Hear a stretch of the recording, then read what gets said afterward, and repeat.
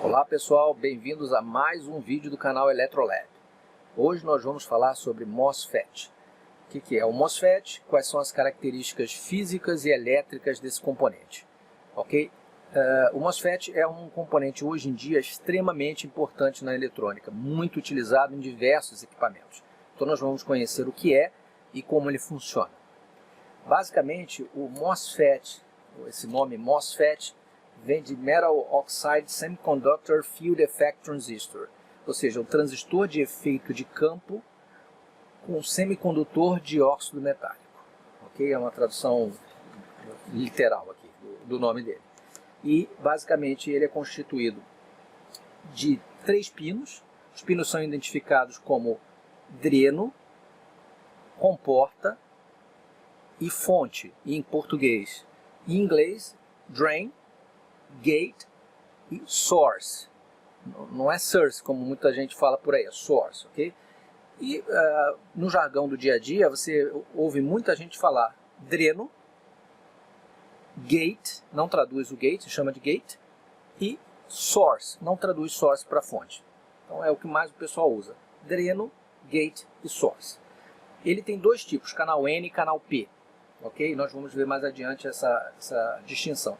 E quando foi criado com dois grupos diferentes, né? O grupo de depleção, tipos de depleção e tipos de intensificação, ok?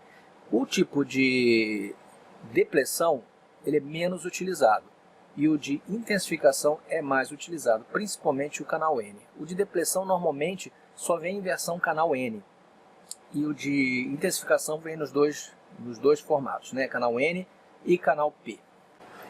Normalmente nós vemos uma ligação aqui do segundo pino aqui no source. Esse é o pino do substrato, ele é interno. Mas existem alguns MOSFETs que têm o substrato externo, num quarto pino, para um tipo de polarização diferente. Ok? Mas a maior parte dos MOSFETs vão vir com 3 pinos. Detalhe, lembrando que essa seta que tem aqui, no canal N, ao contrário do transistor NPN, que a seta é para fora, no MOSFET o canal N aponta a seta para dentro. E se for um canal P, esse aqui é um canal N. Se for um canal P, a seta estará para fora, ok? Diferentemente dos MOSFETs. Dentro dos grupos de depleção e intensificação, o depleção, ele normalmente tem o contato de dreno e source fechado. Portanto, para você abrir essa chave entre dreno e source, você precisa injetar uma tensão no gate. Ao contrário dos de intensificação que são mais utilizados, eles têm esse contato normalmente aberto. E para você fechar o circuito aqui, permitir a passagem de corrente, você vai precisar injetar tensões positivas no gate. Essa é uma grande diferença entre os dois grupos, sendo que o mais utilizado, como já falei, é o de intensificação.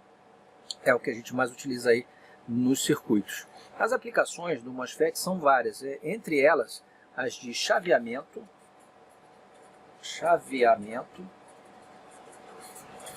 onde eu utilizo ele como uma chave através da porta gate. Lembrando uma coisa muito importante, que ao contrário dos transistores bipolares que trabalham com corrente, ou seja, são amplificadores de corrente, trabalham com variações de corrente e ganho de corrente, o MOSFET trabalha com tensão. Ele é muito mais próximo do que era uma válvula. Ele é regulado por tensão. Portanto, a variação de tensão no gate faz com que ocorra uma variação de tensão no dreno. Ok? Ele pode ser utilizado, como já falei, em chaveamento, pode ser utilizado em amplificadores, pode ser utilizado também como uma resistência controlada, já que a resistência entre dreno e source, ela varia conforme a tensão que eu controlo no meu gate. Então essa é uma aplicação bastante útil, e entre outras aplicações, né? Existe um modelo que é o modelo de duplo gate, ele tem 2 portas aqui, e ele é muito utilizado com misturadores de frequência, por exemplo. Ok? O amplificador é muito utilizado na região linear do MOSFET. Eu vou comentar já sobre isso, né? O MOSFET ele trabalha com basicamente 3 regiões. A região de corte, a região linear e a região de saturação. é muito similar a um transistor, né? Que você também tem as regiões de corte, as regiões de trabalho, a região linear e a região de saturação. Para entender como funcionam essas três regiões, nós vamos ter que conhecer alguns parâmetros elétricos do transistor MOSFET. Um dos parâmetros importantes que você precisa conhecer é VGS. VGS é a tensão entre gate e source. Tá? O outro parâmetro é uma tensão que se chama tensão de threshold, a tensão de disparo. Essa tensão de disparo vai ser justamente aquela tensão que a partir dela você faz com que o transistor entre em condução, ou seja, conduza de dreno para source, ou feche a chave. E um outro aspecto seria a tensão VDS, a tensão de dreno para source, que é essa tensão aqui, entre esses dois terminais. Bom, na região de corte, nós vamos ter a seguinte característica: VGS vai ser menor que VTH. Isso significa que a tensão entre gate e source ela é menor do que a tensão de disparo, por isso o transistor está em corte. Okay? Ela é menor que a tensão de threshold. Na região linear, na verdade conhecida como a região ômica, porque ela não é linear em todo o percurso, nós vamos ver isso logo mais no gráfico, na curva característica. Ela tem um pedaço que é linear, mas a grande parte dela não é linear. Nessa região, ela vai ter a seguinte condição: VGS vai ser maior que a VTH, né? A tensão de disparo, a tensão de threshold. Portanto, o transistor já está conduzindo. Essa é a região de aplicação dela.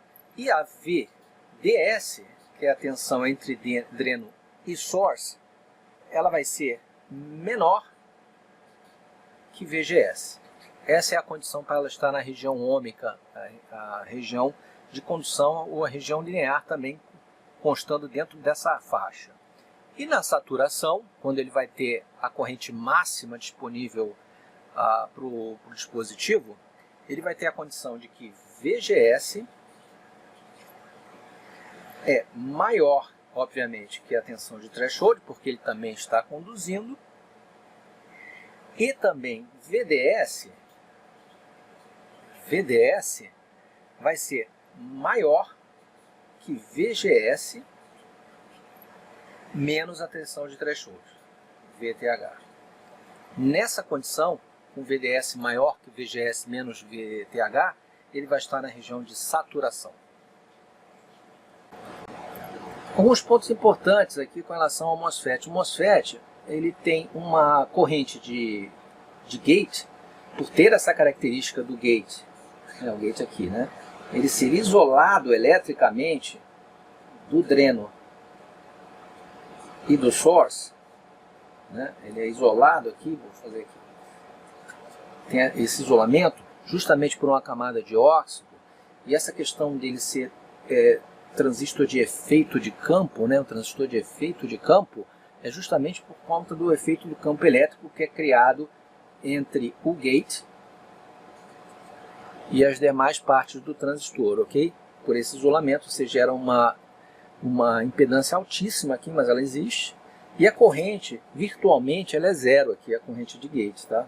O IG, ela é muito próxima a zero, é uma corrente muito baixa. Isso significa que a impedância Z do gate do MOSFET é altíssima. Isso nos facilita muito para aplicações importantíssimas, como entradas de instrumentação, entradas de frequencímetros, né, por conta da impedância alta, entradas de osciloscópios, entradas de multímetros RMS, multímetros eletrônicos, né? Você tem essa grande vantagem de ter uma impedância muito alta, justamente por conta dessa separação, esse não contato elétrico direto entre o gate e as outras partes do MOSFET. Tá? Essa é uma característica assim, marcante dele, né? Uma outra questão é, por ter essa impedância extremamente alta, ele é muito sensível a ESD, né? A descarga de eletricidade estática. né? Então, ou seja, a eletricidade estática, sabidamente, é um risco na eletrônica, né? É um risco para componentes sensíveis. Por isso que nós usamos em algumas situações do laboratório as mantas eletrostáticas, devidamente aterrado, com as pulseiras e equipamentos tipo ferro de soldar aterrados, e tudo para proteger equipamentos sensíveis como esses. Os MOSFETs no passado, ou os FETs até, eles queimavam facilmente se você, sem querer, encostasse no gate com uma tensão carregada, com uma tensão elevada de eletricidade estática, né? E hoje, o MOSFET tem dentro dele um Zener. A grande parte deles tem um Zener protetor e evita muito a queima dele, hein? Embora ele continue sendo um componente sensível. Temos que tomar cuidado ao manusear equipamentos componentes com MOSFETs, tá? Eu digo isso para o componente solto, né? O componente na placa pode ser queimado também, mas é um pouco mais difícil porque o potencial acaba sendo distribuído entre os diversos componentes que estão ali soldados. Tá? Mas eu evitaria manusear equipamentos ou componentes avulsos que tivessem MOSFETs implementados, tá? Por conta da eletricidade estática, por conta dessas altas impedâncias, que são vantagens na hora de montar um projeto e são desvantagens na hora de manusear o componente. Vou apresentar, por exemplo, o IRF 640, que é muito conhecido, MOSFET, muito usado no mercado. Por acaso é esse aqui. Aliás, esse aqui, esse transistor aqui, ele usa o invólucro TO220AB, que é esse modelo. Ele tem algumas características que nós temos que ficar atentos. Por exemplo, a tensão máxima de dreno dele, 200 volts. A resistência dreno source, quando ele está conduzindo, 0,18 ohms. E a corrente de dreno máxima, 18 amperes. São valores que você tem que levar em consideração no projeto. Alguns outros valores muito importantes. Um deles é a temperatura máxima de junção, 150 graus, depois nós vamos ver por que isso, e o parâmetro de junção para ambiente, né? No caso o RθJA, né? O parâmetro de junção para ambiente, que é 62 graus por watt. Outros parâmetros aqui no datasheet é a tensão de threshold do gate para o source. Ele coloca entre 2 e 4 volts aqui. Ok? Essas são características que você deve verificar de cada componente no datasheet para poder fazer um projeto utilizando o MOSFET. Algumas questões muito importantes com relação ao MOSFET são relativas à potência dele. Então eu fiz aqui um exemplo de um MOSFET trabalhando como um chaveador aqui de uma carga. Essa carga pode ser uma lâmpada, pode ser um motor, algo do gênero. Vamos supor que essa carga tivesse 1 ampere de consumo, ela consome 1 ampere. Você tem um MOSFET aqui com uma tensão de controle aqui na entrada e você quer verificar se ele tem, digamos, suporta a potência que a carga vai dissipar. Então, uma coisa interessante é fazer os cálculos mínimos aqui para entender como funciona esse cálculo de potência. Nesse caso, a fórmula vai ficar com uma potência igual à resistência dreno source, que é a resistência no MOSFET, entre dreno e source, a potência dissipada no transistor, vezes a corrente ao quadrado. Okay? A resistência dreno source, nós conseguimos obtê-la diretamente no datasheet. Seria a resistência de dreno para source quando o transistor conduz, RDS on, 0,18 ohms. Okay? Então, eu posso saber o seguinte, que se eu tenho uma carga com 1 ampere, e eu quero saber qual a potência que essa carga vai dissipar, vai fazer com que o transistor dissipe no momento que ela estiver consumindo a sua totalidade, ou seja, 1 ampere, eu vou fazer a multiplicação de 0,18 ohms vezes 1 ao quadrado. Isso, obviamente, vai dar 0,18 watts. É um consumo, é uma dissipação, né, pequena no transistor. Uma dissipação pequena. Portanto, eu tenho que observar o seguinte, você entra no datasheet e verifica que a potência dele fala alguma coisa em torno de 125 watts. O problema é que essa potência é no caso do transistor que ele esteja operando a 25 graus de temperatura no seu invólucro. Isso pode não ser uma realidade, portanto, esse valor aqui, normalmente, é se o transistor estiver frio, a 25 graus na temperatura ambiente. Então, portanto, para trabalhar assim, eu preciso de um dissipador de calor. Na verdade, eu preciso calcular qual é a potência máxima que ele vai dissipar sem dissipador de calor, ok? E para isso, existe uma fórmula que nós vamos verificar agora. Bom, a potência no MOSFET sem dissipador, ela vai ter que ser calculada da seguinte forma: a potência máxima sem dissipador, ela vai ser a temperatura de junção máxima, que eu vou encontrar no datasheet, menos a temperatura ambiente padrão, dividido pelo parâmetro Rθ de junção para ambiente, que eu também encontro no datasheet. Então, vamos olhar lá. A temperatura máxima de junção, ele me diz aqui que é 150, máximo 150 graus. Então, eu vou botar 150. Menos ambiente. Ambiente a gente considera 25 graus. Dividido por Rθja. Rθja aqui, que é o parâmetro de junção para ambiente, é de 62 graus por watt. 62. Então vamos fazer essa conta aqui rapidamente na calculadora. 150 menos 25 dividido por 62. Deu 2,016 watts. Repara que é uma potência que não tem absolutamente nada a ver com aquela máxima lá de 125 watts. Então, se eu tenho 2,016 para ele trabalhar com folga, sem dissipador, eu tenho que ver se a corrente que eu calculei, desculpe, a potência que eu calculei, encaixa nesse limite aí.